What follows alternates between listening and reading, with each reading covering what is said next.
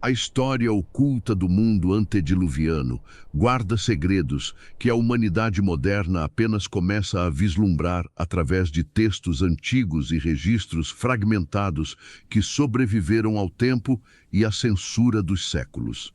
No centro desse mistério monumental está o Livro de Enoque, uma obra que detalha a queda dos anjos conhecidos como sentinelas e o surgimento de uma raça híbrida que mudaria para sempre o destino da criação divina. Para compreender a natureza destrutiva dos espíritos dos gigantes mencionada no capítulo 15, versículo 11, é necessário voltar ao momento exato em que os céus tocaram a terra de maneira proibida e catastrófica. Naquela era remota e envolta em névoas, 200 anjos de alta hierarquia desceram ao Monte Hermon sob a liderança de Samiasa e Azazel. Eles juraram desobedecer às ordens diretas do Criador e se uniram às filhas dos homens, gerando seres de estatura colossal e apetites insaciáveis, conhecidos como Nefilim. Esses gigantes não eram apenas grandes em tamanho físico, mas possuíam uma força que superava qualquer capacidade humana conhecida, consumindo os recursos da Terra e, eventualmente, voltando-se contra a própria humanidade em um ciclo de violência sem precedentes. A arqueologia e a história documental sugerem que as lendas de semideuses e heróis da antiguidade podem ser ecos distorcidos dessa realidade pré-diluviana que foi apagada da memória oficial. A história oculta do mundo antediluviano guarda segredos que a humanidade moderna apenas começa a vislumbrar através de textos antigos e registros fragmentados que sobreviveram ao tempo e à censura dos séculos. No centro desse mistério monumental está o Livro de Enoque, uma obra que detalha a queda dos anjos conhecidos como sentinelas e o surgimento de uma raça híbrida que mudaria para sempre o destino da criação divina. Para compreender a natureza destrutiva dos espíritos dos gigantes mencionada no capítulo 15, versículo 11, é necessário voltar ao momento exato em que os céus tocaram a terra de maneira proibida e catastrófica.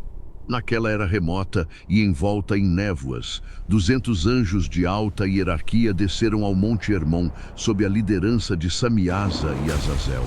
Eles juraram desobedecer às ordens diretas do Criador e se uniram às filhas dos homens, gerando seres de estatura colossal e apetites insaciáveis conhecidos como Nefilim.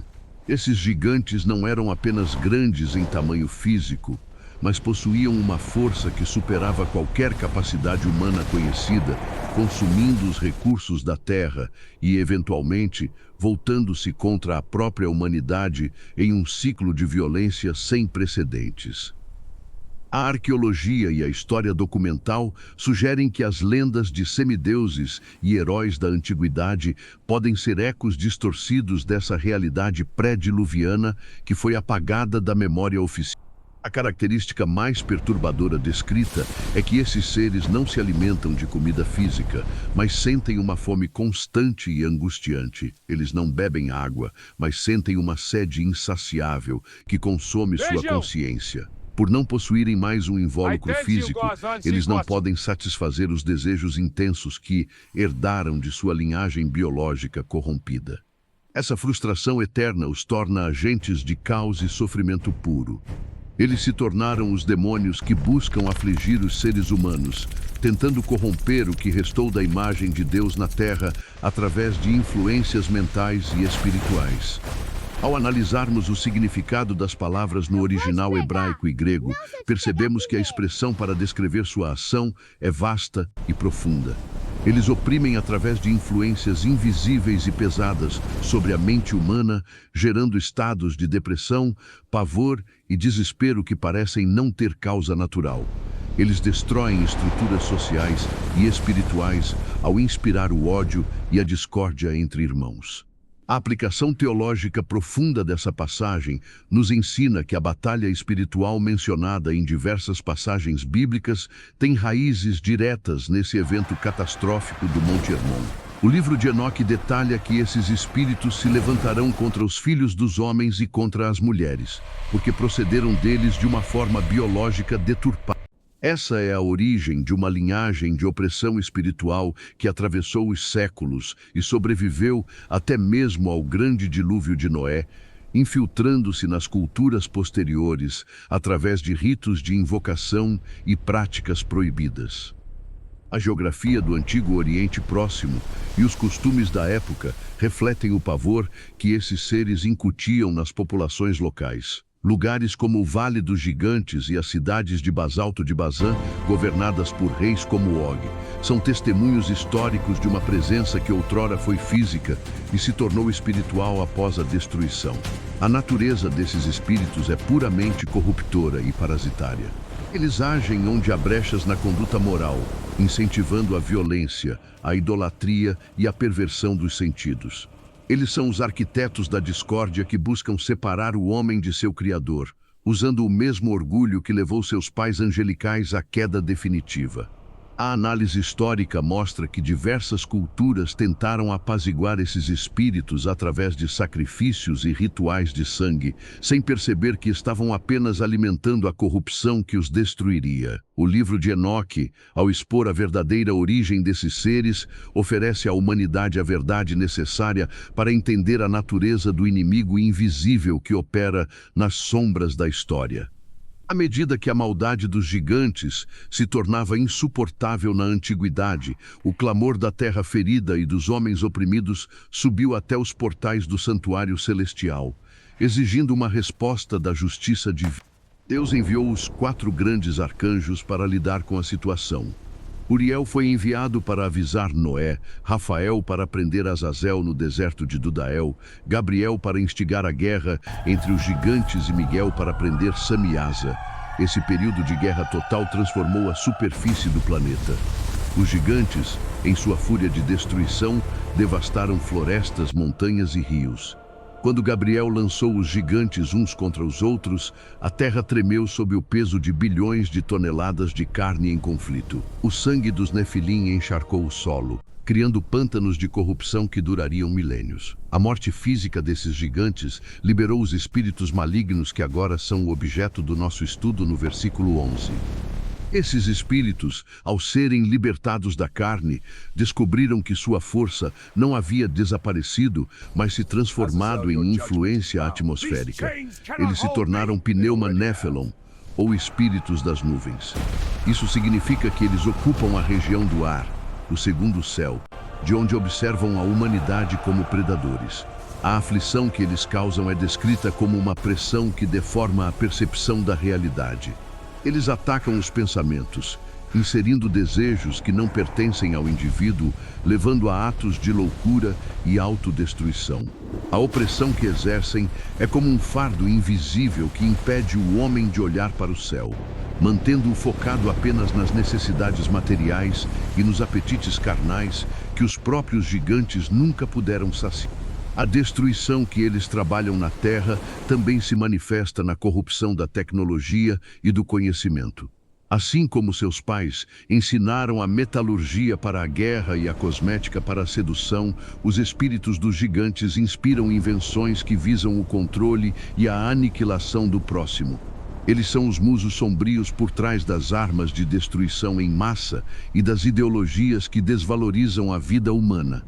Causar problemas é a sua rotina diária. Eles se infiltram em governos, religiões e famílias para garantir que a paz nunca seja duradoura. A fome eterna que sentem é projetada na humanidade como um consumismo desenfreado e uma busca por prazeres cada vez mais extremos e degradantes. O homem moderno, ao buscar preencher seu vazio com excessos, está apenas refletindo a fome espiritual dos gigantes que o oprimem. A arqueologia megalítica nos fornece provas físicas dessa era de opressão. Estruturas como Baalbek, com pedras de 1000 toneladas movidas por técnicas desconhecidas, e as cidades de basalto com portas maciças em Bazã, indicam que os gigantes tinham uma ciência própria, voltada para a eternização de seu poder na Terra. Após o dilúvio, os espíritos desses gigantes buscaram reativar esses locais de poder. Gilgal-Refaim, a roda dos gigantes nas colinas de Golã, é um exemplo de um local projetado para conectar o mundo físico ao reino desses espíritos. Ali, Sacerdotes pagãos realizavam ritos para consultar os mortos e obter favores dessas entidades famintas. O versículo 11 nos alerta que esse contato é uma armadilha, pois o espírito do gigante nunca dá nada sem exigir a destruição da alma do suplicante em troca. A persistência desses espíritos, após o dilúvio, explica o ressurgimento de linhagens híbridas em Canaã. Embora o dilúvio tenha limpado a contaminação em larga escala, vestígios genéticos ou novas incursões permitiram que seres como os filhos de Anak e os reféns voltassem a aterrorizar a região. A batalha de Davi contra Golias foi, em última análise, um confronto com a herança física desses espíritos. Golias representava a última tentativa da carne Nefilim de dominar a linhagem messiânica. Ao derrotá-lo, Davi desferiu um golpe não apenas em um guerreiro alto, mas na autoridade espiritual que os espíritos dos gigantes tentavam restabelecer em Israel. No entanto, o texto de Enoque nos lembra que a vitória final sobre os espíritos só ocorreria com a vinda do Messias, que tem autoridade total sobre o reino invisível e sobre a fome dessas entidades. A natureza destrutiva desses espíritos também se manifesta no ódio que nutrem pelas mulheres. Enoque é explícito ao dizer que eles se levantam contra as mulheres porque procederam delas. Há um ressentimento profundo por terem nascido em corpos que, embora poderosos, eram mortais. Eles culpam a linhagem humana por sua condição de espíritos errantes e sem descanso. Esse ódio se reflete em culturas que oprimem o feminino e buscam destruir a dignidade da mulher ao longo da história. O ataque contra os filhos dos homens é uma tentativa de apagar a linhagem que Deus escolheu para habitar a terra. Eles se veem como os verdadeiros herdeiros do mundo, vendo os humanos comuns como invasores em um território que eles acreditam ter construído com seus pais anjos. Para resistir a essa opressão, é necessário compreender a anatomia do ataque descrita no versículo 11. Eles usam o tropeço e a ofensa como armas principais. O tropeço ocorre quando a verdade é distorcida, levando o homem a cair em armadilhas morais. A ofensa é o veneno que destrói a unidade. Quando um indivíduo compreende que sua aflição mental pode ter uma origem externa e espiritual, ele ganha a capacidade de buscar a proteção divina de forma direcionada. A oração e a vigilância são as defesas contra os espíritos das nuvens. A luz da verdade de Enoque desmascara o inimigo, retirando o véu de mistério que permitia que esses espíritos operassem sem oposição durante séculos. Eles tremem diante da luz porque a luz expõe sua fome e sua fraqueza intrínseca. A aplicação prática desse conhecimento nos dias de hoje é vital. Vivemos em uma sociedade saturada por estímulos que alimentam a fome desses espíritos. A violência no entretenimento, a busca pelo poder absoluto e a degradação dos valores éticos são campos de alimentação para os descendentes dos gigantes. O versículo 11 de Enoque funciona como um diagnóstico para o caos contemporâneo. Ao reconhecermos a assinatura da destruição e da opressão, podemos escolher um caminho diferente, o caminho da temperança e da conexão com o sagrado. A fome dos demônios não pode ser saciada por nós, e tentar fazê-lo através do pecado apenas aumenta o seu domínio sobre nossas vidas. A única resposta para a sede eterna dessas entidades é a plenitude que vem do Criador. O destino final desses espíritos já está selado. O livro de Enoque afirma que eles serão julgados e lançados no fogo eterno, junto com seus pais no final dos tempos. Até que esse dia chegue, eles continuam sua guerra invisível, tentando levar o máximo de seres humanos para o mesmo abismo de privação em que vivem. O capítulo 15, versículo 11, é um lembrete da gravidade da queda e da persistência do mal, mas também é um chamado para a resistência espiritual. Os gigantes caíram, seus corpos apodreceram e seus espíritos agora rugem no invisível, mas a autoridade divina permanece suprema sobre todas as nuvens e sobre toda a terra. A história de Enoque nos traz a promessa de que a justiça prevalecerá e que a terra será finalmente libertada da opressão dos bastardos do céu. Aprofundando agora na conexão desses espíritos com a geopolítica espiritual das nações, percebemos que eles dividiram a Terra entre si, influenciando o desenvolvimento de culturas guerreiras e sanguinárias em todos os continentes. Na Mesoamérica, os sacrifícios humanos em massa realizados pelos astecas eram uma resposta direta à fome espiritual descrita no versículo 11. Os sacerdotes acreditavam que se o Sol, personificação de uma dessas entidades celestiais caídas, não recebesse sangue, ele pararia de brilhar. Esta é a mentira suprema dos espíritos dos gigantes. Eles fazem o homem acreditar que a vida depende da morte, quando o Criador ensina que a vida depende da luz.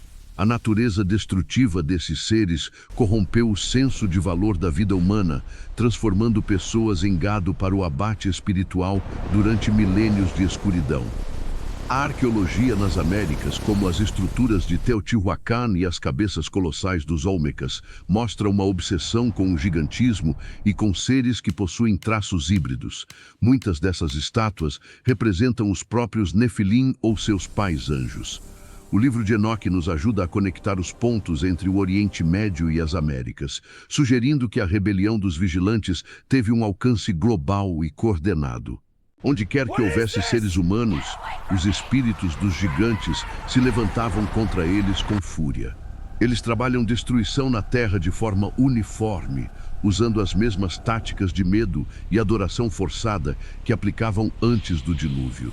Causar problemas e ofensas era a maneira de manter as populações sob controle absoluto, impedindo qualquer avanço moral que pudesse ameaçar o seu domínio invisível sobre as almas. Na Europa, as lendas sobre os Fomorianos na Irlanda descrevem uma raça de gigantes hostis que vinham do mar e exigiam tributos pesados de carne e colheita. Após serem derrotados em batalhas épicas pelos Tuatha Dé Danann, seus espíritos permaneceram assombrando as colinas e os pântanos do norte. Esta é a reprodução exata do padrão descrito por Enoque, a queda física seguida pela opressão espiritual perpétua. A natureza desses espíritos é serem parasitas da cultura e da memória. Eles pegam as histórias reais de sua derrota e as transformam em mitos, onde eles aparecem como heróis ou vítimas injustiçadas, escondendo sua verdadeira natureza maléfica sob mantos de lenda e romance. O versículo 11 é o antídoto definitivo para essa mitologia enganosa, revelando que eles são apenas espíritos famintos e destrutivos que atacam e guerreiam contra a humanidade. Finalmente, devemos considerar o impacto psicológico profundo dessa opressão nos dias atuais. O texto diz claramente que eles afligem a mente. Isso se manifesta em distúrbios coletivos, histerias sociais e ondas de violência urbana que parecem surgir do nada sem explicação sociológica lógica. Quando um espírito de um gigante, que uma vez liderou exércitos de extermínio, influencia uma mente humana vulnerável, o resultado é uma fúria desproporcional e destrutiva. Eles são os arquitetos invisíveis dos massacres e das atrocidades que a história tenta explicar através da psicologia, mas que Enoque explica através da teologia.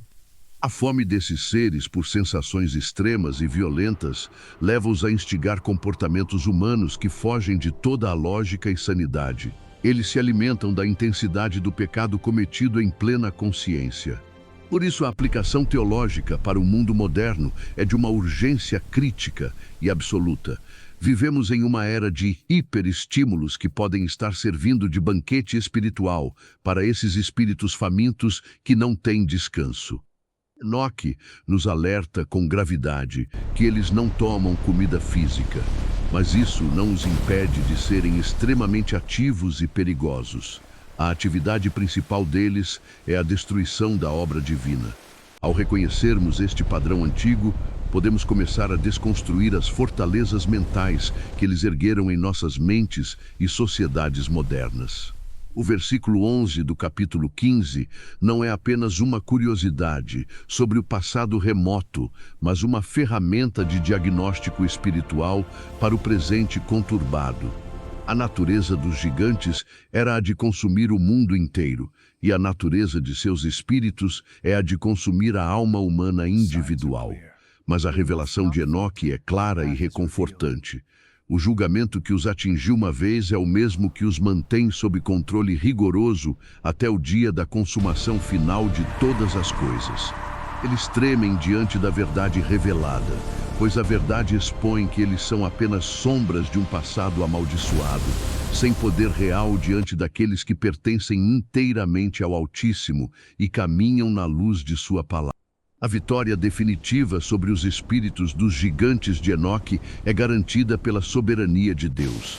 No capítulo 15, versículo 11, fomos apresentados ao diagnóstico da maldade profunda, mas é na conclusão da revelação que encontramos a solução definitiva para a humanidade oprimida. Estes espíritos operam em um estado de derrota latente e constante. Embora eles afligiam e oprimam, sua autoridade foi legalmente revogada no Tribunal Celestial. Para compreendermos como resistir a essa influência, precisamos olhar para a hierarquia que rege o cosmos. Enoque detalha que os filhos espíritos foram deixados como um teste para a fidelidade humana após o dilúvio. A vitória sobre eles não é alcançada por meios físicos, mas através do alinhamento perfeito com a luz divina. A natureza desses seres é a desordem, portanto a ordem espiritual e a disciplina da alma são as suas maiores inimigas no campo de batalha. Quando um ser humano vive sob a lei do Criador, ele cria uma barreira de frequência que os espíritos famintos simplesmente não conseguem penetrar ou suportar por muito tempo. A aplicação teológica final nos mostra que a vinda do Messias foi o ponto de virada nesta guerra milenar de proporções cósmicas. Nos registros históricos e espirituais, vemos que a autoridade para expulsar esses espíritos foi entregue aos que seguem a verdade sem desvio. O nome do Altíssimo e a autoridade do Messias fazem com que esses espíritos, outrora gigantes orgulhosos e terríveis, tremam de medo e fujam para os lugares áridos. A natureza destrutiva deles é neutralizada pela natureza restauradora da graça e do amor. Eles causam tropeços através da mentira astuta, mas a verdade os desmascara e retira a sua força de atuação. Na geografia espiritual do mundo, o Monte Hermon é contrastado com o Monte Sião. Enquanto um representa a invasão das sombras e o pacto da queda, o outro representa a vitória da luz e a restauração da esperança humana. Os espíritos das nuvens perdem seu domínio atmosférico quando a oração dos justos purifica o ambiente espiritual de uma nação ou de uma família inteira. O versículo 11 deixa de ser um relato de terror para se tornar um manual de inteligência estratégica para a batalha espiritual de cada dia. Concluímos com convicção que o propósito de Enoque ao descrever a fome e a sede desses seres era alertar o homem a não se tornar como eles em essência. A humanidade corre o risco constante de se tornar gigante em orgulho e pequena em espírito real. Ao buscarmos a satisfação em coisas temporais, proibidas e excessivas, imitamos a fome insaciável dos nefilim desencarnados. O caminho da liberdade é o caminho da sobriedade e da moderação em todas as coisas. A natureza dos gigantes era o excesso absoluto, mas a natureza dos filhos de Deus é a paz profunda. O julgamento final, que consumirá esses espíritos no fogo eterno, é a garantia de que a opressão terá um fim absoluto e definitivo. A terra será limpa de todo o resíduo daquela rebelião antiga que começou no Monte Hermon. As cidades de basalto de Bazã e as memórias de Gilgal-Refaim serão apenas notas de rodapé em uma história gloriosa de restauração completa da criação. Onde os espíritos atacaram com fúria, haverá proteção divina. Onde guerrearam com ódio, haverá repouso santo. Onde causaram problemas e dor, haverá solução eterna e alegria sem fim nas mansões do Pai. Este é o encerramento do ciclo de revelação de Enoque sobre o mistério do capítulo 15. A humanidade agora possui em mãos o mapa completo da maldade e a chave mestra da libertação. Não somos mais vítimas ignorantes de forças invisíveis e ancestrais, mas guerreiros conscientes que conhecem a origem, as táticas e o fim decretado do seu adversário. Os espíritos dos gigantes continuam famintos no plano invisível, mas nós temos o pão vivo que desceu do céu para nos sustentar. Eles continuam sedentos em sua agonia, mas nós temos a fonte de águas vivas que jorra para a eternidade. A vitória é certa e imutável, porque aquele que mediu o céu com a palma da mão é o mesmo que estabeleceu os limites intransponíveis para a sombra.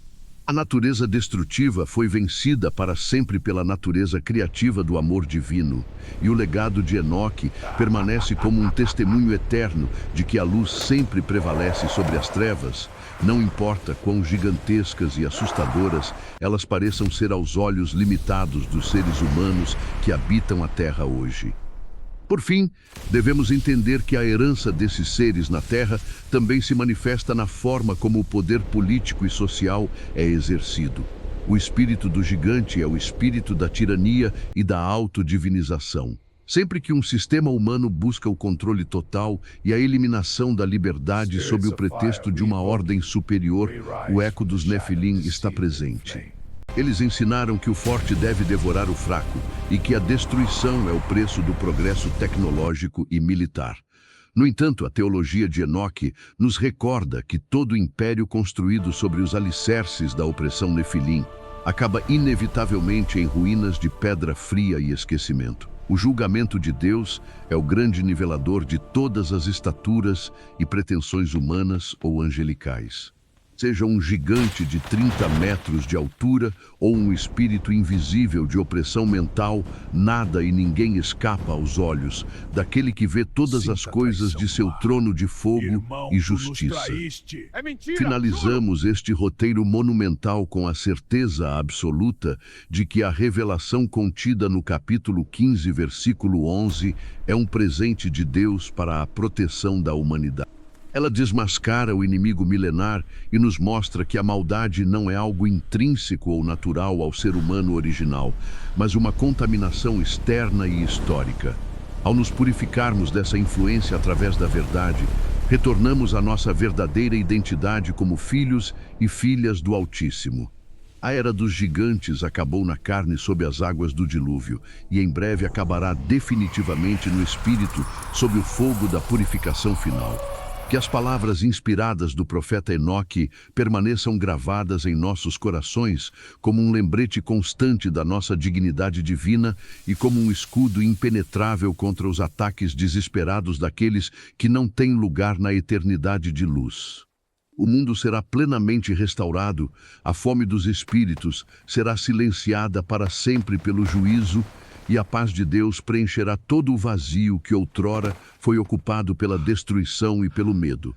Caminhemos com a cabeça erguida, pois os gigantes caíram e o seu reino de sombras está chegando ao fim definitivo. Para compreendermos a extensão total da corrupção, que levou ao julgamento dos gigantes e à permanência de seus espíritos famintos na terra, precisamos mergulhar nas sombras das oficinas de Azazel e nos rituais de sangue que moldaram as civilizações pagãs. O capítulo 15, versículo 11 de Enoque nos diz que esses espíritos trabalham destruição na terra. Mas como esse trabalho começou? Tudo teve origem no momento em que Azazel, um dos chefes dos sentinelas, decidiu revelar segredos que pertenciam exclusivamente ao Conselho Celestial.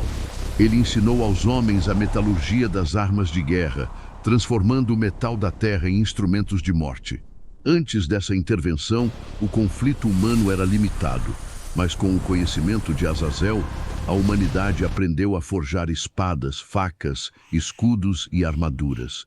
Essa tecnologia proibida não era apenas física, mas trazia consigo uma carga espiritual de violência. Onde o metal era batido, o espírito do gigante encontrava seu primeiro lar. Azazel também ensinou o uso de pedras preciosas e tinturas para os olhos, introduzindo a vaidade extrema e a manipulação da aparência. Ele mostrou como extrair as cores das plantas e dos minerais para criar adornos que desviavam o foco da alma para a carne. Esta vaidade serviu como porta de entrada para a influência dos espíritos Nefilim, pois um coração focado no exterior torna-se um terreno fértil para a opressão. Os espíritos dos gigantes, sendo híbridos, possuíam um conhecimento intuitivo sobre as leis da natureza que os humanos comuns não compreendiam. Eles usavam esse conhecimento para criar rituais que forçavam a realidade espiritual a se manifestar no plano físico. Nas profundezas da Mesopotâmia, os rituais de invocação de seres conhecidos como Edimo guardam uma semelhança assustadora com o que Enoque descreve. Os sacerdotes acreditavam que se um morto não fosse devidamente alimentado com ofertas de farinha e água, seu espírito se tornaria um predador faminto que afligia as famílias. O versículo 11 confirma que os espíritos dos gigantes sentem fome e sede, e os rituais pagãos nada mais eram do que tentativas desesperadas de saciar esses seres para que eles não destruíssem as cidades. Em Canaã, o ritual de Marzia era um banquete fúnebre onde a elite se embriagava e praticava atos de depravação, acreditando que os espíritos dos antepassados gigantes, os refães, participavam da celebração. Ali, a fome dos espíritos era alimentada pelo excesso humano. Eles não podiam beber o vinho, mas sentiam a embriaguez através dos corpos dos adoradores. Eles não podiam comer a carne, mas se deleitavam com o apetite voraz dos participantes. Era uma simbiose de maldade onde o homem perdia sua dignidade e o espírito do gigante recuperava momentaneamente a sensação de estar vivo. A tecnologia proibida também incluía a astrologia e a observação dos sinais climáticos com o objetivo de manipulação. Os vigilantes ensinaram como ler o curso das estrelas e o significado das constelações, não para a glória de Deus, mas para o controle do destino. Os espíritos dos gigantes usavam esses segredos para se apresentarem como deuses que governavam as colheitas e as chuvas. Eles causavam problemas climáticos e depois exigiam sacrifícios para cessar a destruição. Na mitologia fenícia, o deus Moloque exigia que as crianças passassem pelo fogo. Este ato de extrema crueldade era a forma máxima de alimentação para a natureza destrutiva mencionada em Enoque.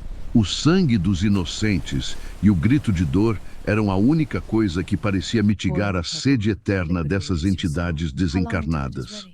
Eles atacavam e guerreavam contra a linhagem humana ao forçarem os pais a destruírem sua própria descendência. A arqueologia do Tophet, em Cartago, onde milhares de urnas com cinzas de crianças foram encontradas, é a prova física de que o versículo 11 descreve uma realidade histórica de opressão sistêmica que durou séculos.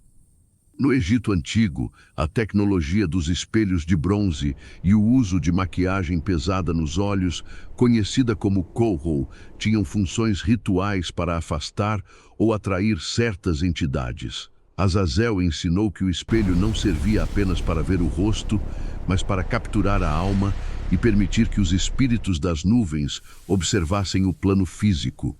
Eles usavam o reflexo para criar ofensas e tropeços, distorcendo a percepção da beleza e levando à idolatria da própria imagem. Os espíritos dos gigantes trabalham destruição na terra ao transformarem o autoconhecimento em orgulho. Eles infiltraram-se nos rituais de mumificação, prometendo a imortalidade do corpo, uma obsessão que herdaram de seus pais, que perderam a habitação eterna. O desejo egípcio de preservar a carne era um eco da frustração dos Nefilim que viram seus corpos colossais apodrecerem após a guerra de extermínio mencionada por Gabriel. Ao atravessarmos o oceano para as Américas, encontramos os rituais dos maias e astecas, que são cópias exatas da dinâmica de Enoque. O sacrifício do coração humano no topo das pirâmides visava alimentar o sol, que era visto como uma entidade faminta que precisava de força para continuar sua jornada. O versículo 11 diz que eles não tomam comida, mas sentem fome. Os sacerdotes astecas diziam que os deuses tinham fome de sangue precioso. Essa é a assinatura linguística dos espíritos dos gigantes. Eles se apresentavam como deuses solares e estelares, exigindo a essência vital dos seres humanos para compensar sua falta de corpo físico. A construção de pirâmides alinhadas com as estrelas dos vigilantes era uma forma de ancorar esses espíritos na Terra, criando uma rede de opressão que cobria continentes inteiros. Eles causavam tropeços ao fazerem a humanidade acreditar que a morte era necessária para a manutenção do universo, invertendo completamente a ordem divina onde a vida é o sustento de todas as coisas. A natureza desses espíritos também envolve o conhecimento das raízes e dos encantamentos.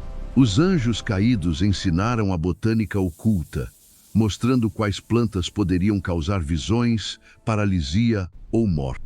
Os espíritos dos gigantes mantêm esse conhecimento vivo através da feitiçaria e da manipulação de substâncias que alteram a consciência.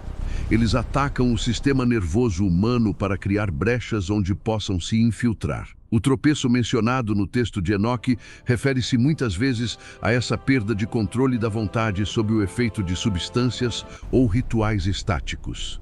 Eles se levantam contra os filhos dos homens ao degradarem a mente humana, transformando o ser racional em uma marionete de impulsos animais.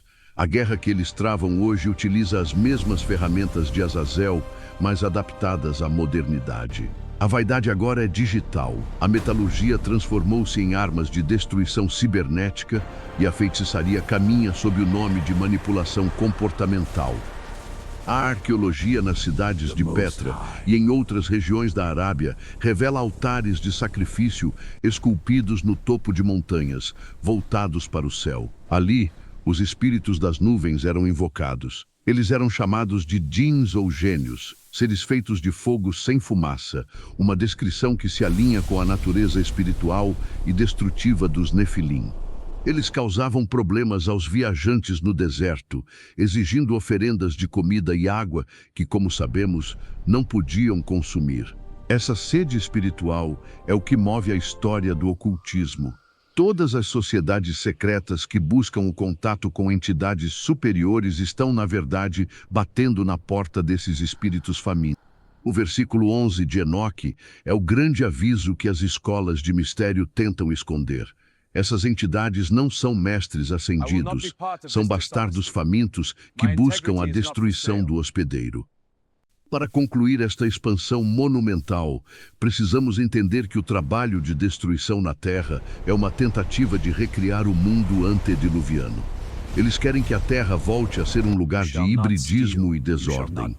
A natureza destrutiva dos espíritos dos gigantes é a força motriz por trás de todo movimento que busca apagar a diferença entre o homem e a máquina, entre o natural e o artificial. Eles atacam a criação de Deus porque nunca puderam fazer parte dela legitimamente. A fome deles é pelo que é real, pela vida que pulsa e pela alma que tem esperança. Mas o decreto de Enoque permanece como uma barreira intransponível. Eles podem oprimir por um tempo, podem causar problemas e tropeços, mas o seu destino é o abismo. A luz da verdade, revelada sobre Azazel, e os rituais de sangue é o que nos permite caminhar sem tropeçar. Conhecer a tecnologia do inimigo é o primeiro passo para neutralizá-la. Você já parou para pensar por que o mundo parece estar mergulhado em uma confusão sem fim e por que tantas coisas terríveis acontecem sem uma explicação lógica? O que você acabou de ouvir não é apenas uma história antiga, é o diagnóstico espiritual da nossa realidade presente. Os segredos do livro de Enoque foram guardados por milênios para que, em tempos como estes, a verdade pudesse finalmente vir à tona e libertar aqueles que buscam a luz. Existe uma batalha invisível ocorrendo agora mesmo ao seu redor, onde forças ancestrais lutam pela sua atenção e pela sua alma. Se você sentiu o peso dessas revelações e deseja entender mais sobre os mistérios que a história oficial tentou apagar, este é o seu lugar. Nós mergulhamos fundo nas escrituras, na arqueologia e nos segredos proibidos para trazer a você a verdade pura, sem filtros. Mas esta jornada está apenas começando. Há muito mais para ser revelado sobre os anjos caídos, o destino dos gigantes e o plano final para a restauração da humanidade. Se você quer ser um dos primeiros a saber sobre os próximos capítulos desta saga épica e deseja fortalecer sua armadura espiritual com conhecimento real, eu te faço um convite especial. Inscreva-se no nosso canal agora mesmo e ative todas as notificações. Não deixe que o algoritmo decida o que você deve saber. Faça parte desta comunidade de buscadores da verdade. Clique no botão de inscrição, deixe seu comentário sobre o que mais te impressionou neste estudo e prepare-se, pois o que revelaremos no próximo vídeo vai desafiar tudo o que você acredita saber sobre o mundo invisível. A luz da verdade brilha para aqueles que têm coragem de olhar para as sombras. Nos vemos na próxima revelação. O mistério profundo que envolve os tempos anteriores ao grande dilúvio de Noé não é apenas uma curiosidade histórica, mas uma chave fundamental para compreendermos a estrutura da maldade que ainda opera nos bastidores da realidade humana. Para mergulharmos na essência do capítulo 15, versículo 11, do livro de Enoque, precisamos primeiro reconstruir o cenário de uma era onde a fronteira entre o sagrado e o profano foi violentamente rompida.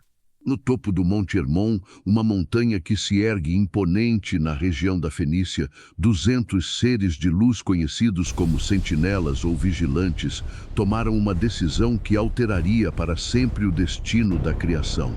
Liderados por Samiasa e Azazel, esses anjos não apenas observaram a beleza das filhas dos homens, mas permitiriam que um desejo ilícito os consumisse, levando-os a abandonar sua habitação original no terceiro céu.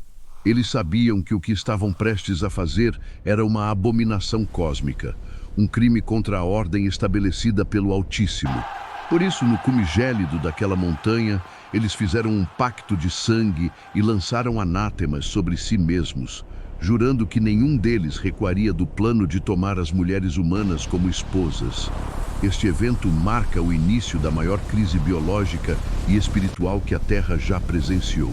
Ao se unirem às mulheres, esses seres celestiais introduziram informações genéticas proibidas no fluxo sanguíneo da humanidade.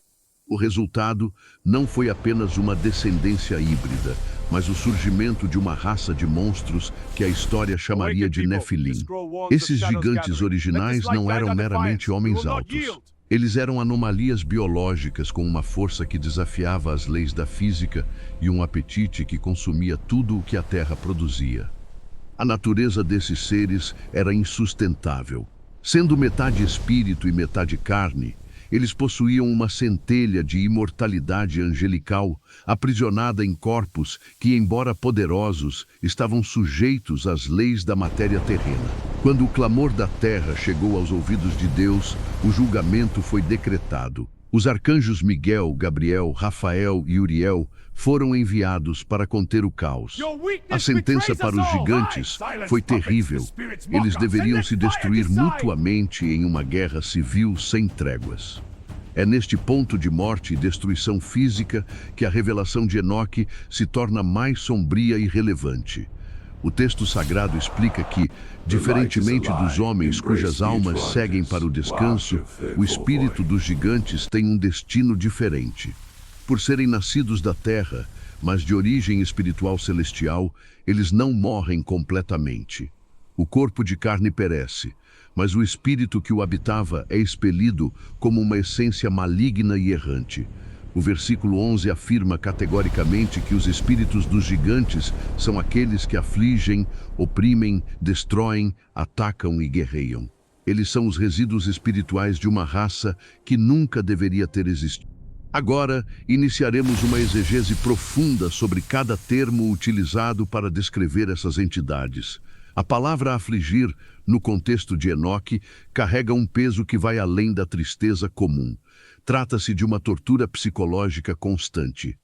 Os espíritos dos gigantes, por possuírem a inteligência de seus pais angelicais, conhecem os mecanismos da mente humana. Eles afligem o homem injetando pensamentos de desespero e isolamento. Eles trabalham na calada da noite, sussurrando mentiras que corroem a autoestima e a fé. Esta aflição é o primeiro estágio da submissão espiritual. Quando um ser humano é afligido por essas sombras, ele começa a perder a visão do divino e a se concentrar apenas na sua dor. A natureza destrutiva mencionada no texto começa na mente.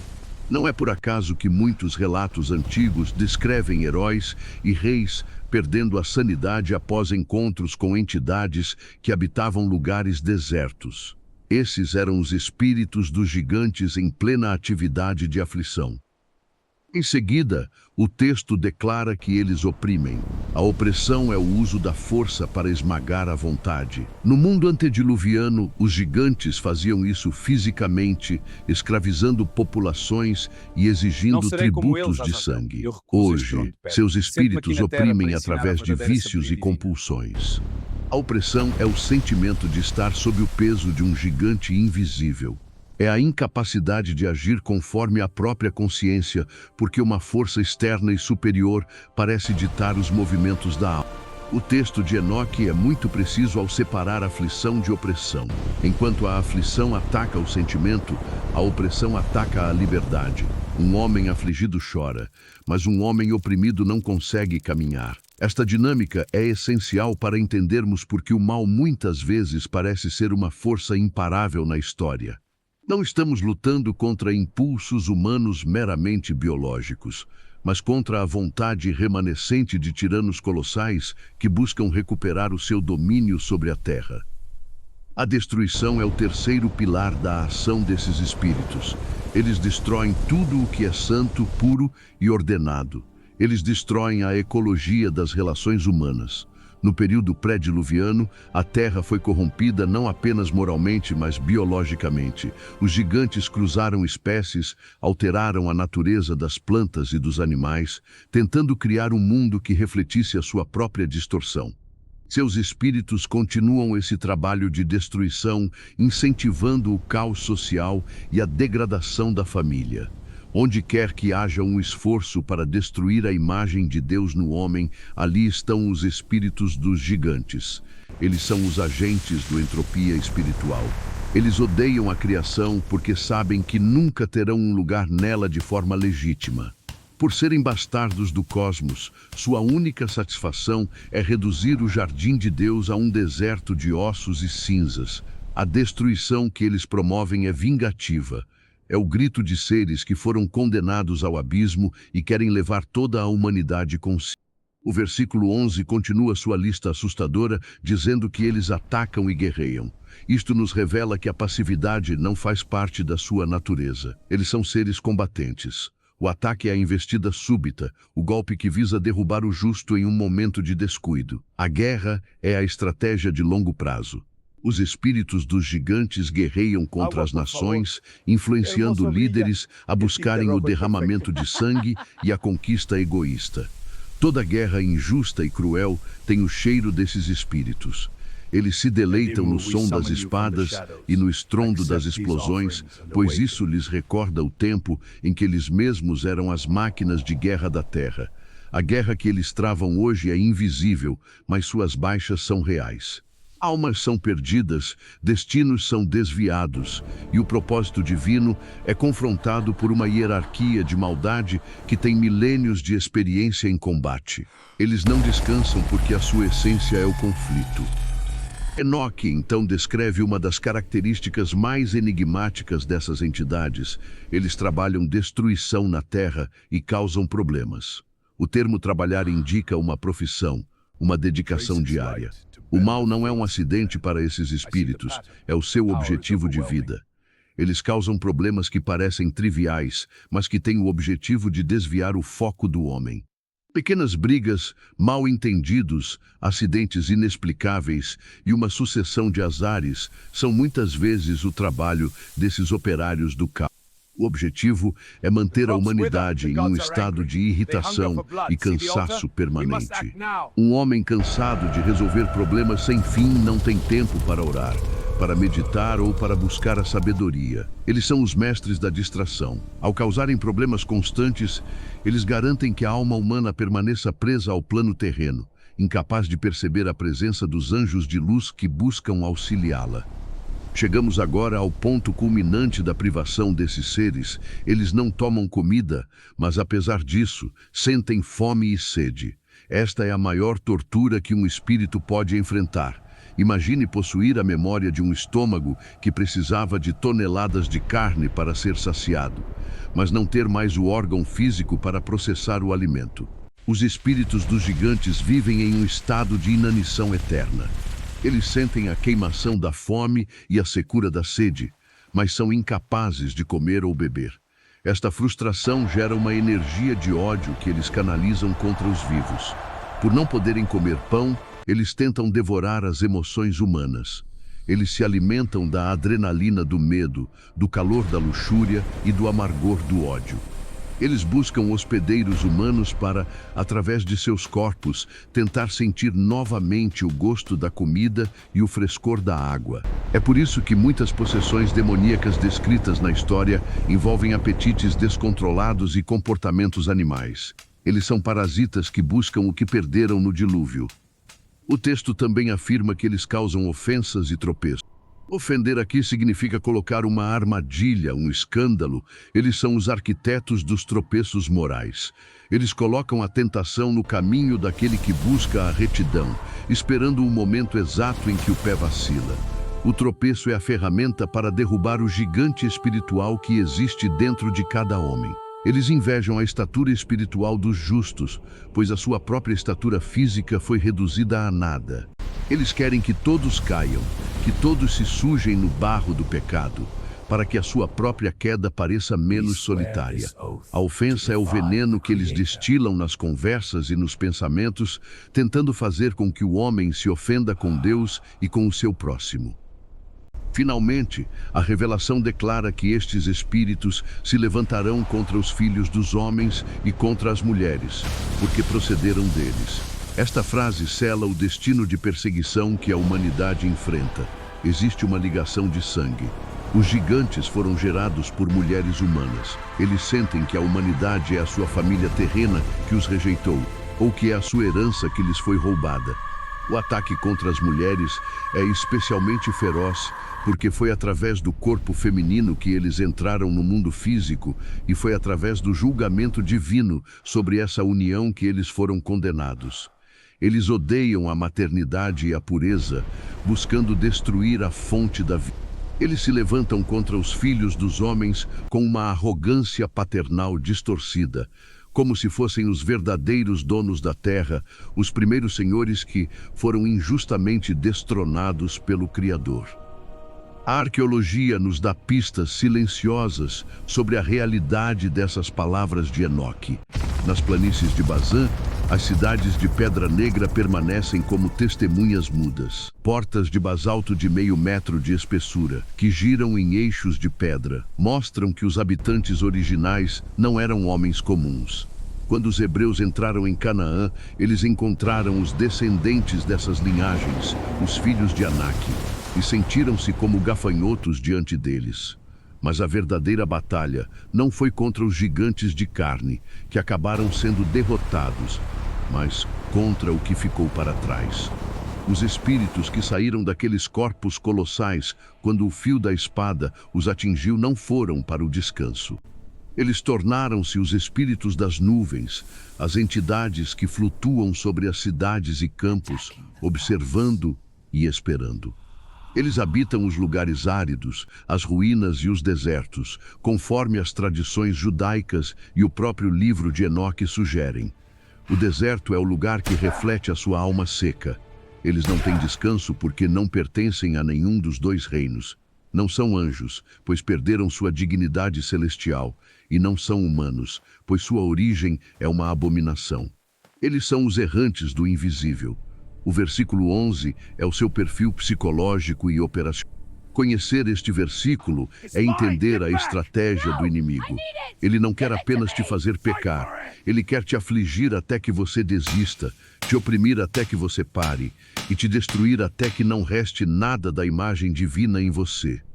Para aprofundarmos ainda mais a nossa compreensão sobre a natureza destrutiva dos espíritos dos gigantes, precisamos realizar uma exegese técnica sobre os termos originais encontrados nas versões grega e etíope do livro de Enoque. No capítulo 15, versículo 11, a palavra utilizada para descrever esses seres como espíritos das nuvens é pneuma nephelon.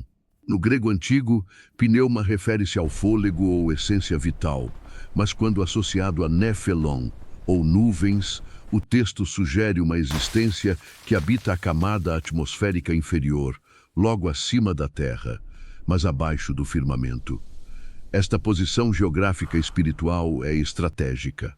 Eles ocupam o espaço de trânsito entre o céu e a terra, o que lhes permite observar a humanidade sem serem vistos, agindo como predadores invisíveis.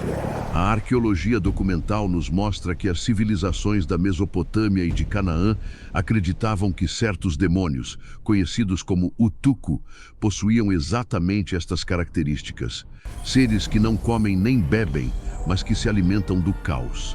O versículo 11 é a certidão de nascimento teológica dessas entidades, explicando que sua maldade não é um defeito de fabricação divina, mas o resultado de uma hibridização que violou a lei fundamental das espécies.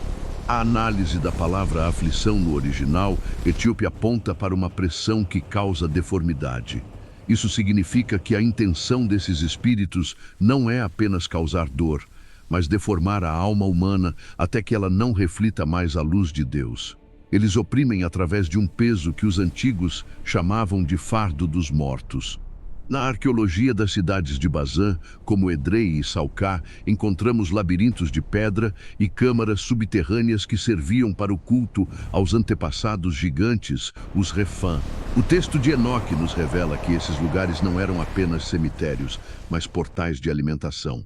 A fome dos espíritos dos gigantes, mencionada no versículo 11, é o que impulsionava os povos antigos a construírem altares de sacrifício. Se o espírito não tem corpo para processar o alimento, ele busca a essência vital contida no sangue. Este é o segredo sombrio por trás de quase todas as religiões pagãs que cercavam Israel. Elas eram sistemas de subsistência para os espíritos famintos dos Nefilim. Ao falarmos sobre a destruição que eles trabalham na Terra, precisamos olhar para a engenharia megalítica. Estruturas como Baalbek, no Líbano, com seus trílitos de 1000 toneladas, desafiam a explicação técnica da arqueologia convencional. O livro de Enoque nos dá a peça que falta, o conhecimento dos vigilantes, aliado à força dos gigantes. No entanto, o versículo 11 nos diz que, após a morte física, essa capacidade de construção foi transformada em capacidade de destruição. Onde antes eles erguiam muros colossais, agora eles derrubam as estruturas morais da sociedade. Eles atacam e guerreiam contra a ordem estabelecida. Na história documental, vemos que grandes impérios colapsaram de dentro para fora, consumidos por uma decadência moral e violência irracional que o texto de Enoque atribui à influência direta desses espíritos. Eles causam tropeços ao incentivarem o orgulho dos governantes e a luxúria das massas, garantindo que a civilização se autodestrua para que eles possam reinar sobre as cinzas. A natureza desses seres como causadores de problemas é vista na sua interferência no DNA e na biologia. O versículo 11 afirma que eles se levantam contra os filhos dos homens e contra as mulheres. Isso sugere uma obsessão contínua com a reprodução humana. Assim como seus pais anjos desejaram a carne humana, esses espíritos buscam habitar ou influenciar o corpo humano para experimentar novamente as sensações físicas. A aplicação teológica nos alerta que a batalha espiritual moderna sobre a identidade de gênero e a manipulação genética pode ser um eco contemporâneo daquela antiga investida no Monte Hermon. Os espíritos dos gigantes odeiam a pureza biológica da humanidade. Eles atacam as mulheres com especial ódio, porque foi através do corpo feminino que a promessa do Messias, aquele que esmagaria a cabeça da serpente e julgaria os anjos, entraria no mundo. Ao oprimirem as mulheres, eles tentam sabotar o plano da redenção em sua raiz. Eles não tomam comida, mas sentem fome. Esta frase do versículo 11 é uma das descrições mais trágicas de toda a literatura sagrada. Ela descreve um estado de consciência onde o desejo permanece, mas o meio de satisfação foi removido. Isso transforma esses espíritos em entidades de pura vontade maléfica. Na mitologia nórdica, os Jotun, ou gigantes, são frequentemente descritos como seres devoradores, e seus descendentes espirituais são os Draugr, mortos-vivos que guardam tesouros e sentem uma fome insaciável. A arqueologia comparada nos mostra que este arquétipo do espírito faminto de um gigante está presente em todos os continentes, desde os astecas com seus deuses que exigiam corações pulsantes, até as lendas dos aborígenes australianos sobre seres colossais que bebiam rios inteiros. O livro de Enoque centraliza todas essas lendas em uma origem histórica única: o pecado dos sentinelas. A influência desses espíritos nas nuvens também afeta a percepção espiritual. Eles causam ofensas ao obscurecerem a verdade. Quando Enoque diz que eles causam tropeços, ele está descrevendo a criação de religiões de mistério e seitas ocultistas que prometem o poder dos gigantes em troca da alma humana. Na Grécia Antiga, o culto aos heróis era, em muitos casos, a adoração direta desses espíritos dos gigantes mortos. Os gregos acreditavam que os espíritos dos homens da Idade de Ouro, que muitos estudiosos identificam como o período antediluviano, tornavam-se demônios guardiões. Enoque corrige essa visão, afirmando que eles não são guardiões, mas opressores. Eles não buscam o bem da humanidade, mas a sua destruição. A natureza destrutiva mencionada no versículo 11 é o que os separa das hostes celestiais fiéis. Enquanto os anjos de Deus servem, os espíritos dos gigantes escravizam. O estudo da geografia bíblica nos leva ao Vale dos Refãs, localizado próximo a Jerusalém. Este local foi palco de batalhas cruciais onde Davi enfrentou os filisteus e seus campeões gigantes. O nome do vale é um lembrete constante da presença desses espíritos. A arqueologia encontrou em diversas partes de Israel ídolos de terracota, representando figuras de olhos grandes e traços não humanos que alguns especialistas associam à representação desses espíritos opressores. Eles trabalham destruição na terra ao manterem vivas as linhagens de iniquidade. Mesmo quando o corpo de um gigante caía em batalha, o espírito permanecia no vale, aguardando a próxima geração para exercer sua influência. Por isso, a Bíblia e o livro de Enoque enfatizam a necessidade de purificar a terra através da obediência aos mandamentos divinos, que funcionam como uma barreira contra essa fome espiritual. A aplicação teológica profunda do versículo 11 nos revela que o mal não é apenas um conceito abstrato, mas uma força personalizada e histórica. Os problemas que esses espíritos causam são reais e afetam a saúde física e mental. Muitos dos casos de melancolia profunda e fúria incontrolável descritos em textos medievais e antigos eram diagnosticados como a opressão dos espíritos dos gigantes. Eles sentem sede de sangue e sede de domínio. Ao não poderem beber água, eles buscam se embriagar com o sofrimento alheio. A revelação de Enoque nos convida a uma sobriedade espiritual. Se o inimigo é faminto e não tem descanso, nós devemos ser vigilantes e estar alimentados pela palavra de Deus. Onde há plenitude divina, não há espaço para a fome dos demônios. Ao analisarmos a frase, eles se levantarão contra os filhos dos homens, percebemos uma postura de rebeldia ativa. Eles não estão apenas escondidos, eles estão em pé de guerra. No original, levantar-se sugere uma insurreição. Eles desafiam a autoridade de Deus sobre a humanidade. Esta insurreição manifesta-se em movimentos globais que buscam abolir a lei divina e estabelecer a vontade do homem, ou melhor, a vontade dos espíritos que governam esses homens como a lei suprema. A natureza destrutiva dos espíritos dos gigantes é, em última análise, o desejo de desfazer o Gênesis. Eles querem que a Terra retorne ao estado de caos e escuridão, onde eles, como espíritos das nuvens, possam reinar sem oposição. A história documental nos mostra que a memória desses seres foi preservada em monumentos como Stonehenge e as pirâmides de Gizé. Embora a arqueologia clássica atribua essas obras a ferramentas de cobre e força humana, as tradições locais de quase todos esses lugares afirmam que foram gigantes ou seres vindos do céu quem as construíram. O livro de Enoque nos dá a chave para entender por que essas estruturas estão frequentemente alinhadas com as estrelas associadas aos anjos caídos, como Órion e as Pleiades. Os espíritos dos gigantes usavam esses monumentos como âncoras na terra, pontos de conexão onde sua influência espiritual poderia ser amplificada. Trabalhar destruição na Terra também significa corromper a ciência da astronomia e da geometria, transformando-as em ferramentas de controle e adoração estelar. Prosseguindo na análise do versículo 11, o termo ofensas refere-se a escândalos que afastam as pessoas da fé. Os espíritos dos gigantes são os mestres do escândalo. Eles infiltram-se em instituições religiosas para causar quedas morais que destroem a credibilidade da verdade. Eles atacam os líderes para que o povo se disperse.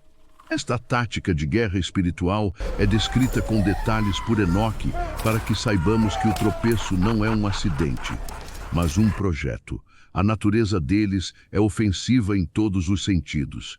Eles atacam e eles ofendem a santidade de Deus. Por procederem das mulheres, eles conhecem intimamente a psicologia humana, o que os torna manipuladores extremamente eficazes. Eles sabem quais botões apertar para gerar dúvida e rebelião. A fome eterna mencionada no texto também explica a obsessão das culturas antigas por banquetes rituais dedicados aos mortos. Em Canaã, o culto de Márzia era um banquete onde se acreditava que os espíritos dos antepassados gigantes vinham comer e beber com os vivos. Enoque desmascara essa prática ao mostrar que os espíritos não comem, mas sim oprimem aqueles que participam de tais ritos.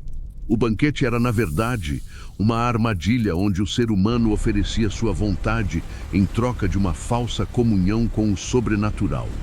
A sede desses espíritos é insaciável porque ela é espiritual, um vazio causado pela separação definitiva de Deus.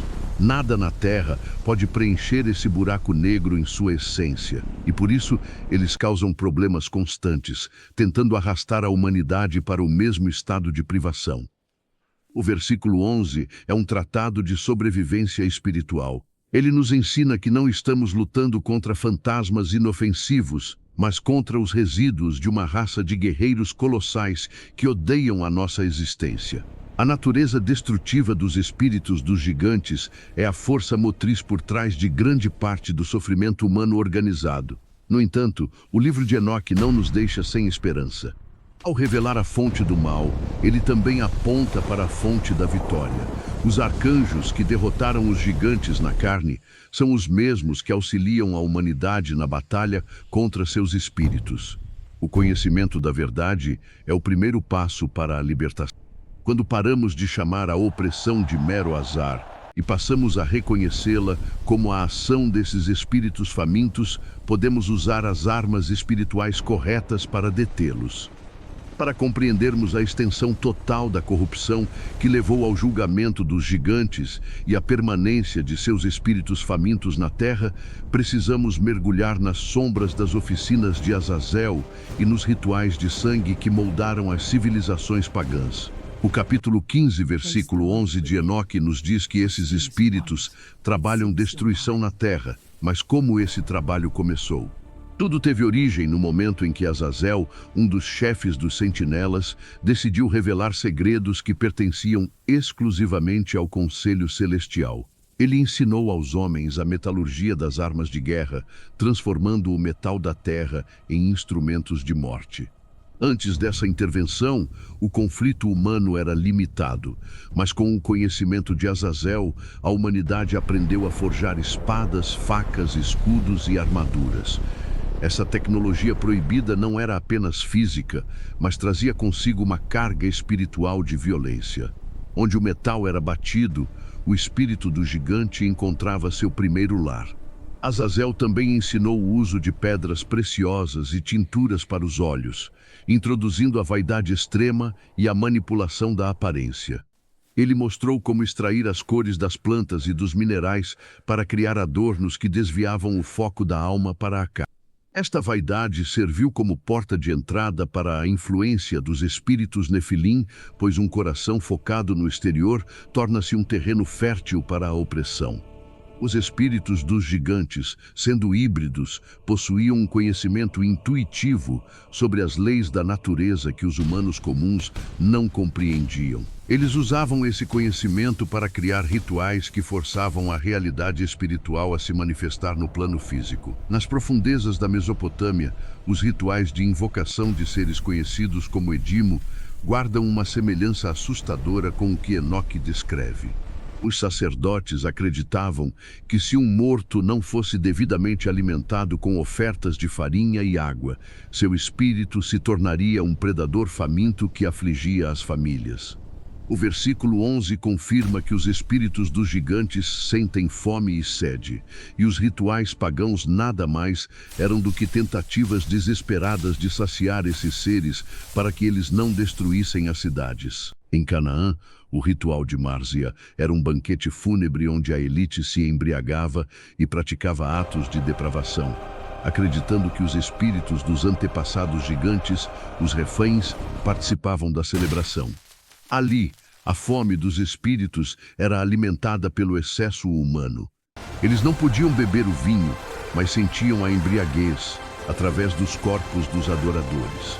Eles não podiam comer a carne, mas se deleitavam com o apetite voraz dos participantes. Era uma simbiose de maldade onde o homem perdia sua dignidade e o espírito do gigante recuperava momentaneamente a sensação de estar vivo. A tecnologia proibida também incluía a astrologia e a observação dos sinais climáticos com o objetivo de manipulação.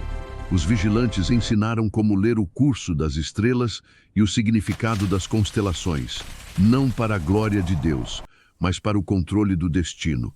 Os espíritos dos gigantes usavam esses segredos para se apresentarem como deuses que governavam as colheitas e as chuvas. Eles causavam problemas climáticos e depois exigiam sacrifícios para cessar a destruição.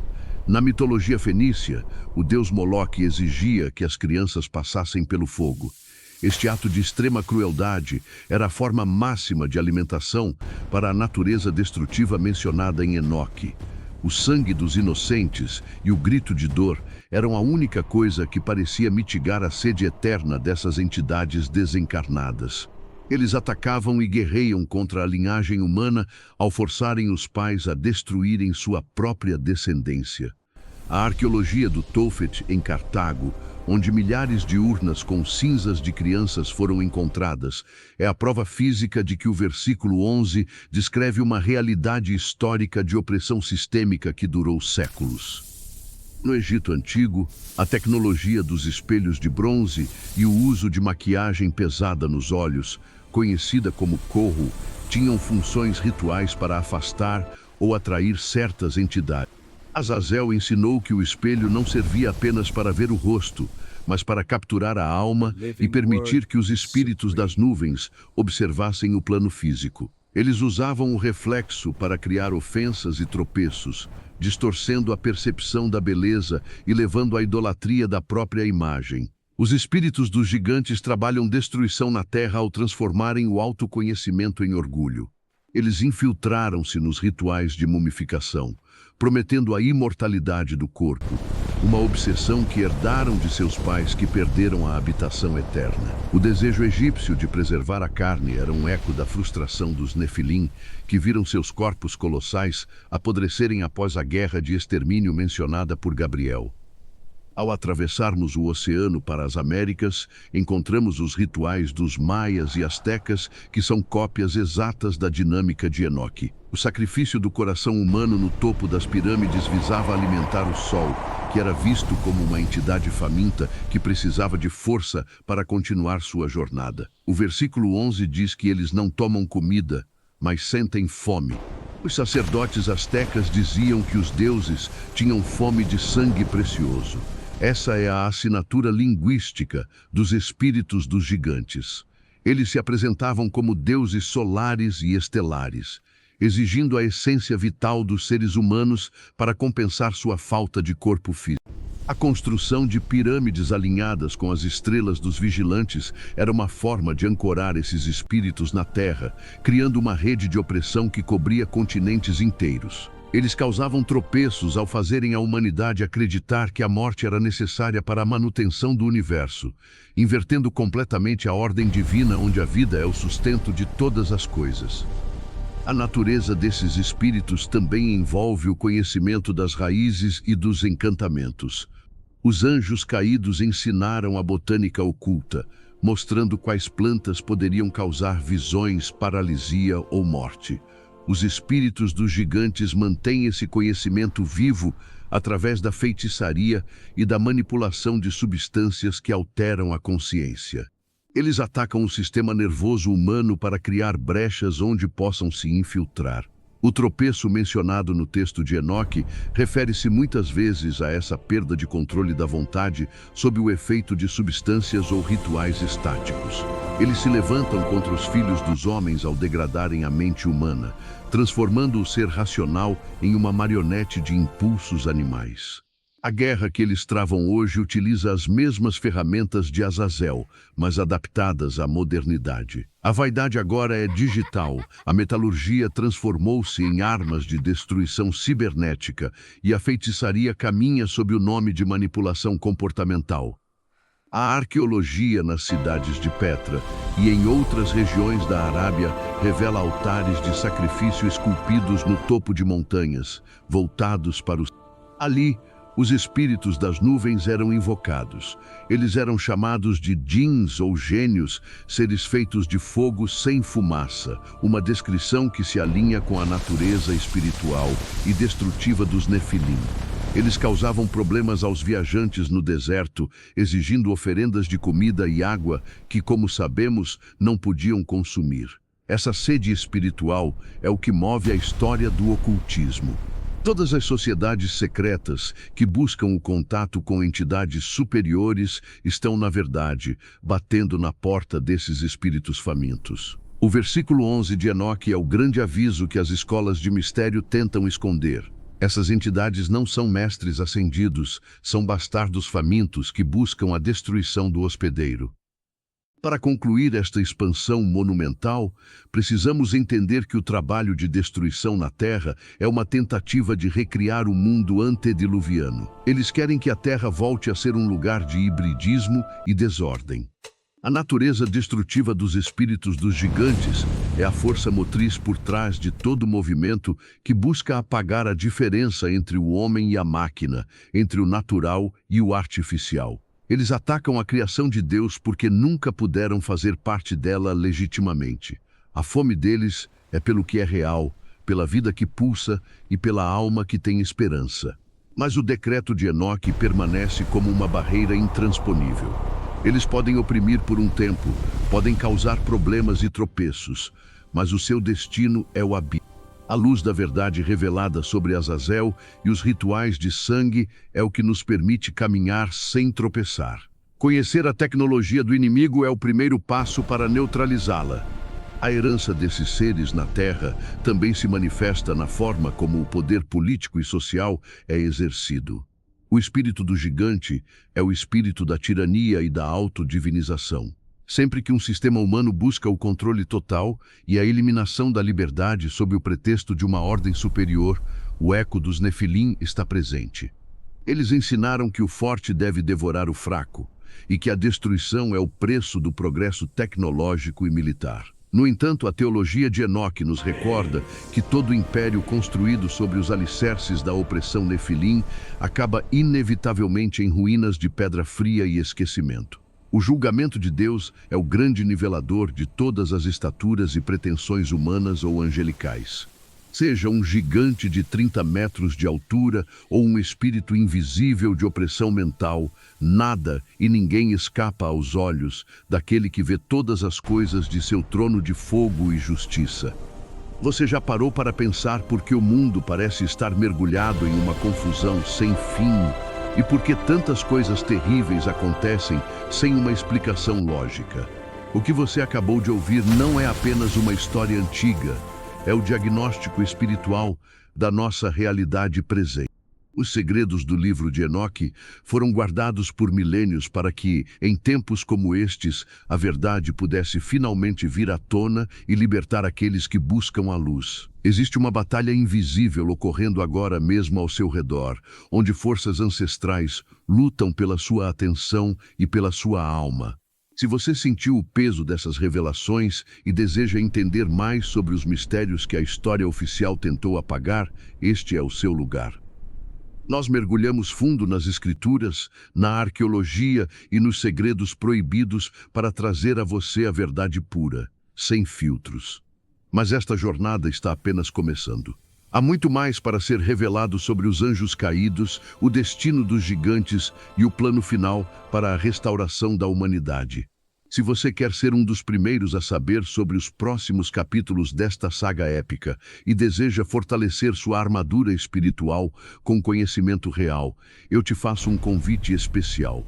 Inscreva-se no nosso canal agora mesmo e ative todas as notificações. Não deixe que o algoritmo decida o que você deve saber. Faça parte desta comunidade de buscadores da verdade.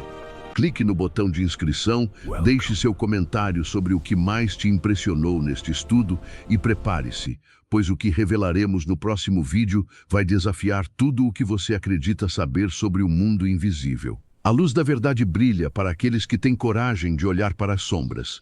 Nos vemos na próxima revelação.